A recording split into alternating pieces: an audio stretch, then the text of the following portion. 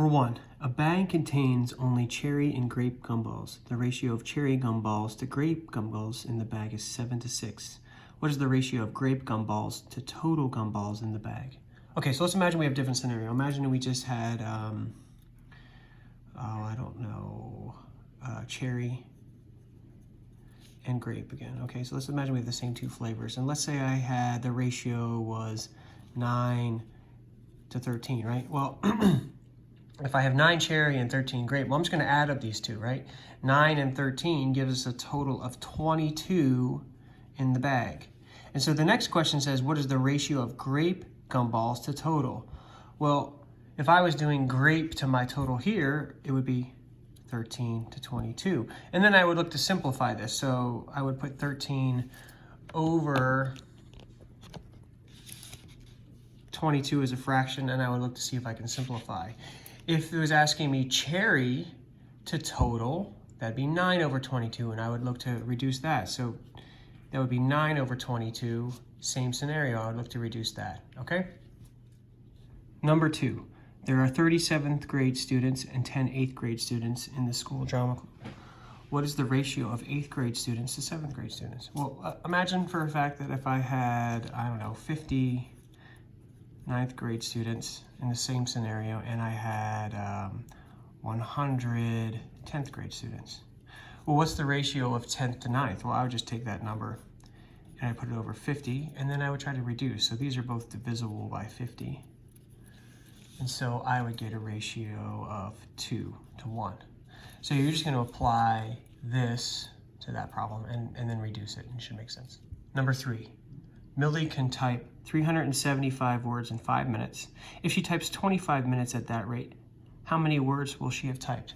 So I'm going to start you off on this one, and then you should be able to figure out how to finish it. So let's say we type for 5 minutes. That's 375 words, right? So if I typed for 5 more minutes, I would type another 375 words. So let's add that up, right? 5 plus 5 is 10, so that gives me 10 minutes. 375 and 375 is going to end up being 750. So if I keep going, if I go another 5 minutes, I would just keep adding. And so if you keep doing this process all the way to 25, the answer should be obvious. Number 4, a Major League Baseball team plays 162 games each season. So far this season, Roseanne's favorite team has won 17 games and lost 10. If the team continues to win at the same rate, how many games will Roseanne's favorite team win? So once again, let's extrapolate some of this data. So we won 17, right? And we've lost 10. So let's add that up. Let's add up our wins and our losses. So we get a total of wins and losses. If I add that up, I get 27 games. So out of those 27 games, I've won 17, and then that's out of 27. So if I keep going at this rate, right? So let's say I get to 34 wins. Well, if I keep this ratio, if I double this times 2 and multiply this by 2, 27 times 2 is 54. And so what I can do is I can keep going, right?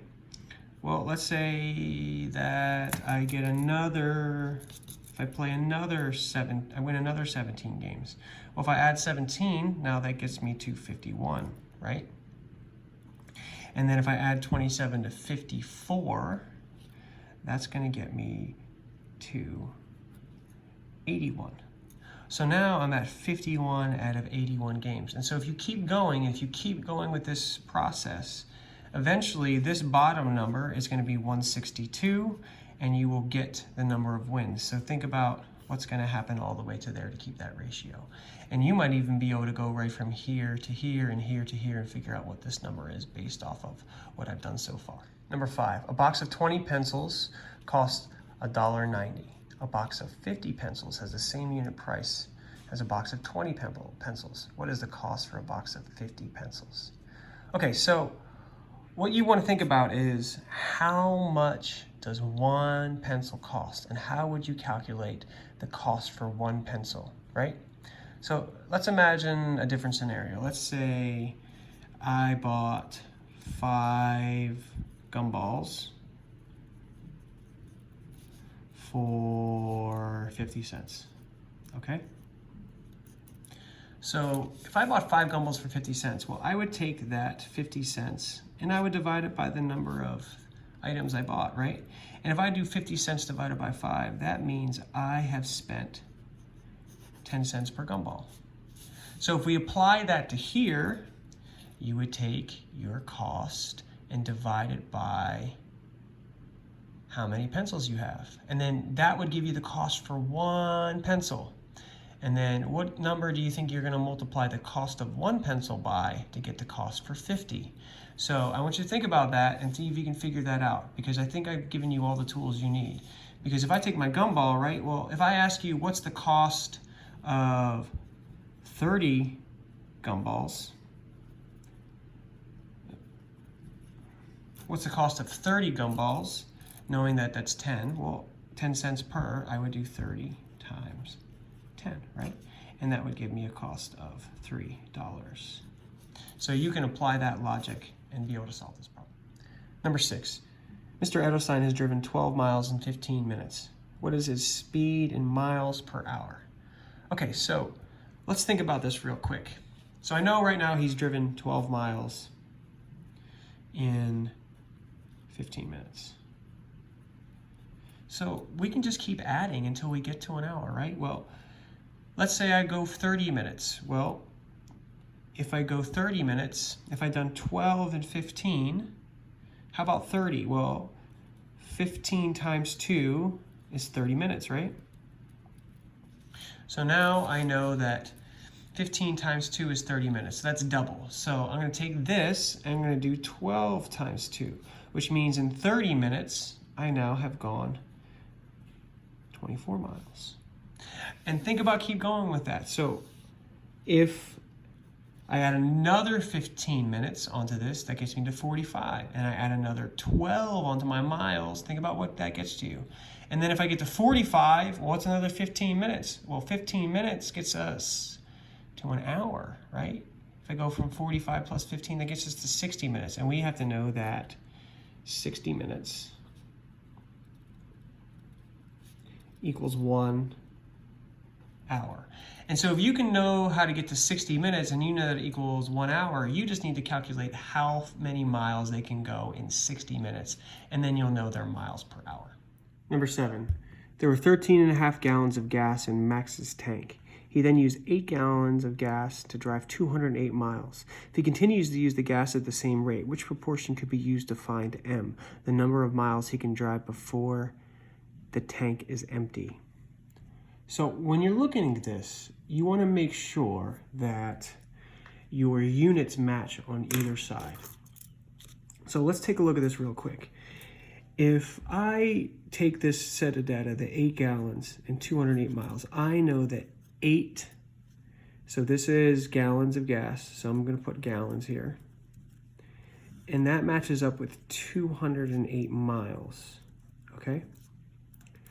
Then the other side of the equation has to match. And so it needs to be gallons on top, because this is on top, and miles on bottom, because miles are on bottom. And so we could actually flip this too. It could be 208 miles for 8 gallons. Then the other side of your equation would also have miles over gallons. So both of these are acceptable. And then if you look at the data, then you also have this other number of 13.5 gallons, right? And so you can put that 13.5, you would obviously match that up with gallons or gallons. And then you should be able to find the answer pretty easily after that. Number 8, participants in a charity event can either walk or run 5 kilometers to raise money for charity. The ratio of runners to walkers this year is 5 to 12. So let's write that down. That's a ratio, 5 to 12, okay? There are a total of 120 runners this year. What is the total number of participants in this event? So we have a ratio of runners to walkers. So let's label this. So this represents runners, and the 12 represents walkers. Then it gives us another set of data, which is 120 runners, okay? Now, it didn't ask for the number of walkers, right? It didn't say, hey, what's this number here? If this is how many walkers, it said participants, right? So what we really want to do is we want to figure out the number of runners compared to participants, okay? So let's think about that. So if I have 5 runners and 12 walkers, how many participants? Well, we just add that up. And so now I know we have 17 participants. And so we get this ratio of there are 5 runners for every 17 participants. And so what you can do is you can see, okay, well, how is 5 going to become a 120? And then that's going to scale this number up by 17 as well. So we can set up a nice little proportion just like we did for the other one, right? So I know that for every 5 runners, there's 17 total participants. So once again, this is runners per participants. Then they give us this other set, which says it's 120 runners. And now I want to know how many participants. So we can go ahead and get rid of these variables because we know what they are. And this is a scenario, once again, where you're going to cross multiply. And so if you multiply 5 times x, you get 5x. And if you multiply 120 times 17, that's going to give you the other side of the equation. And then what you're going to do is you're going to multiply this, and then you're going to solve this one-step equation, which you should know how to do. Number 9, the table shows the prices of 3 sizes of Miracle Sparkling Water. So let's look at some of these prices. So if you were to buy 12 ounces, we don't know the price. If you were to buy 32 fluid ounces, it's $2.24. If you buy 64 fluid ounces, it's $5.12. So then it tells us the unit price for the 12 fluid ounces is 11 cents per fluid ounce. So 11 cents per fluid ounce, and we have 12 fluid ounces. So what do you think you're going to do with those two numbers, right? Well, let's imagine that I had, if it was just 1 ounce, right? So if we had 1 ounce, it would cost 11 cents based off this price. If I had 2 ounces, well, that would be 11 times 2, and so that would be 22 cents, right? And let's keep going. So now if I had 3 ounces, that would be 11 times 3, which would be 33 cents. So if I go all the way to 12,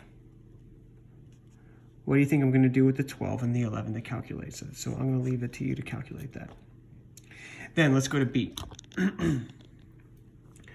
Which size offers the better unit price? 32 fluid ounces or 64 fluid ounces? Explain your reasoning. So let's look at our fluid ounces. So in order to compare prices, this is a shopping activity, right?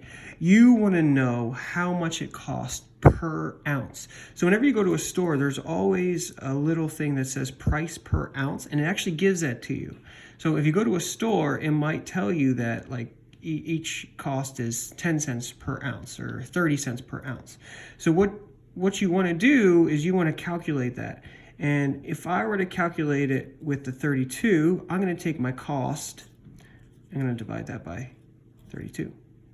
So I take my cost and I divide by the number of ounces, and that's going to give me a number. And then you want to do the same thing with this. You want to take your 512 and you want to divide that by 64. And then I want you to think about which is going to be the better deal, right? Do you want a higher number? Is that going to be the better deal? Or do you want to spend less money? Is that going to be the better deal? So use your shopping skills and answer that question.